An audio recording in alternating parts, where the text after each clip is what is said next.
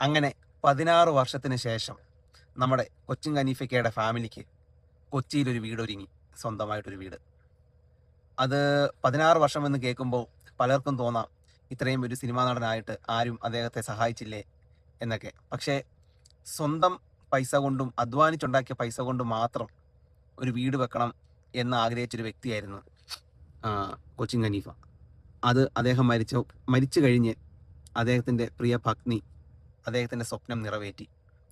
അതുപോലെ ഈ ഒരു ഫാമിലിക്ക് ഈ 16 വർഷം കൂടെ നിന്നൊരു വ്യക്തിയുണ്ട്, ദിലീപ്.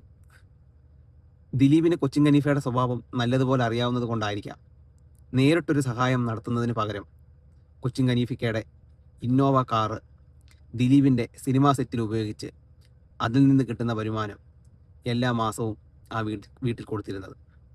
പലരും 1-2 മാസവും ചെയ്തിട്ട് നിർത്തും, അല്ലെ വിട്ടുപോകുന്ന കാര്യങ്ങൾ 16 വർഷമാണ് ദിലീപ് കണ്ടിന്യൂ ആയിട്ട് ചെയ്തത്.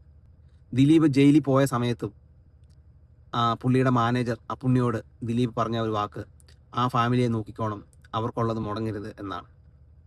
ശരിക്കും ദിലീപ് എന്നൊരു വ്യക്തി എത്രമാത്രം ആ ഒരു കുടുംബത്തിന് പ്രിയപ്പെട്ടതായിരുന്നെന്ന് നമുക്ക് ഇവരുടെ വാക്കുകൾ കേൾക്കുമ്പോൾ മനസ്സിലാവും. പലർക്കും ചിലപ്പം ദിലീപിൻ്റെ പേര് കേൾക്കുമ്പം ഹാലിളകുന്നുണ്ടായിരിക്കാം.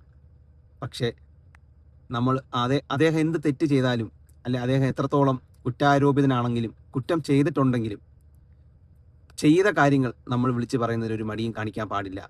അദ്ദേഹം ചെയ്ത നല്ല പ്രവൃത്തികൾ നമ്മൾ പറയുക തന്നെ വേണം.